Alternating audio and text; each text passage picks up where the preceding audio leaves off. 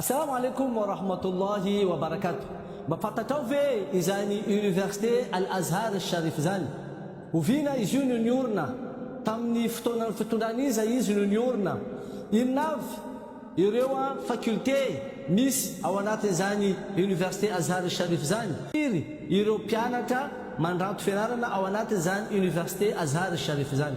Izany indrindra no anasananao amin'ity androany ity, ampahafantarana anao amin'ny fomba tsotsotra ni Université Al-Azhar Al-Sharif. Ni Université Al-Azhar Al-Sharif dia hita eto Egypta.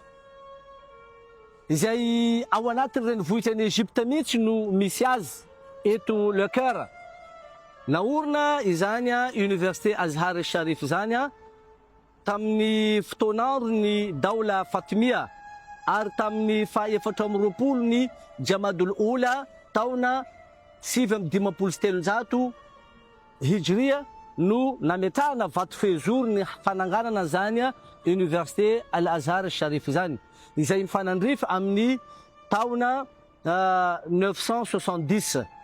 Izany no mahatonga ny filazana fa hoe izy dia anisan'ny fahatelo amin'ireo université tianaina indrindra nisy teto ambony tany.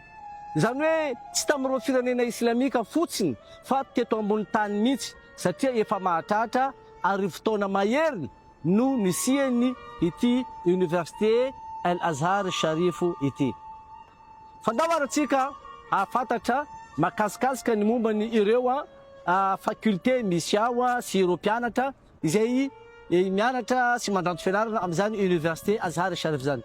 Hitatsika zany fa ny Université Al-Azhar Sharif izay mandray mpianatra eo amin'ny 245 000 étudiants ny mpianatra mianatra ato amin'izao fotoana izao.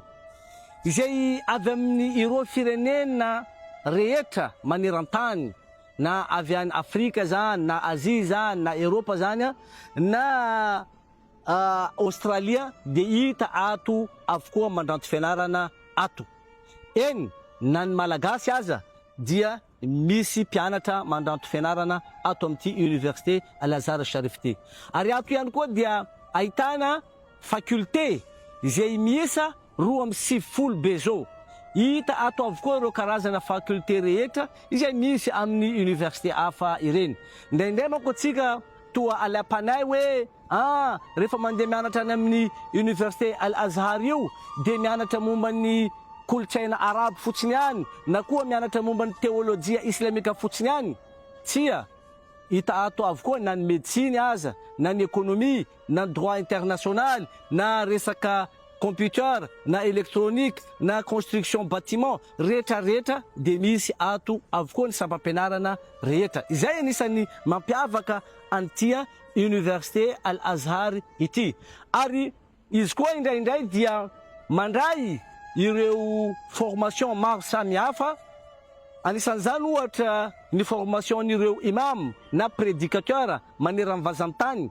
Misy saison izy dia mampiofana ireo imamo any Afrika na avy any Azia na avy any Europa mandritra ny rovolana eto amin'ny tapitananany Le Caire izany ao amin'ny Université ny Azhar Al-Sharif. Ary tsara hotsindrina ihany koa sy tsara ho fantatra fa maro ireo izay efa navoaka n'ity Université Azhar Sharif ity izay nanjary ny stage na sehatra ambony amin'ny firenena izay misy azy ireo. Izany hoe ireo mpianatra nivoaka avy ato misy amin'izy ireny lasa filoham-pirenena any Afrika na any Azia misy, ary misy ihany koa lasa premier ministre, lasa ministre, lasa directeur, mitazona sehatra ambony amin'ny firenena izay misy izy ireo, izay zaza ny volavolainy Université Al-Azhar Al-Sharif ity. Ary eto raha iresaka manokana isika makasika ny Madagasikara sy ireo mpianatra izay nianatra teto tany amin'ny taona 1990 tanoany dia nanokatra fifandraisana tamin'ny Azhar Sharif ny fikambanana Silamo Malagasy izay nahazo vatsim-pianarana maro ho an'ny zaza malagasy tamin'izany fotoana izany.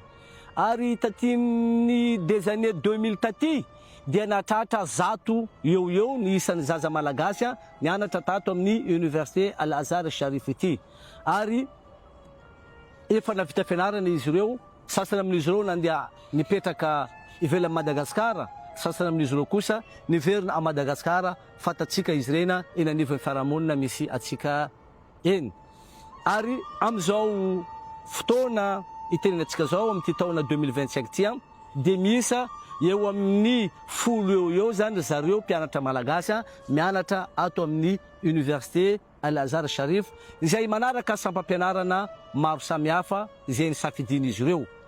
Mety manontany nareo hoe ahoana ostady fomba ahafahanay mandeha mianatra any amin'ny université Al Azhar Sharif.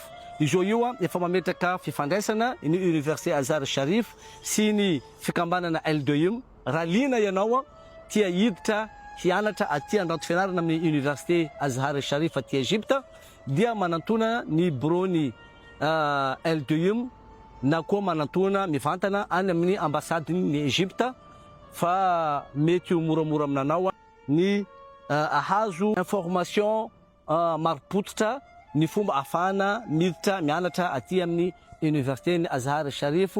Koa makasitraka ananao nanaraka an'ity fandarana kely ity miainga avy eto amin'ny université Al Azhar Sharif eto Egypte. Koa raha nanilanao ty vidéo kely ity azadino ny migeme anazy, mipartager anazy, ary azadino ihany koa miabony apassitsika. Wassalamu alaikum wa rahmatullahi wa barakatuh.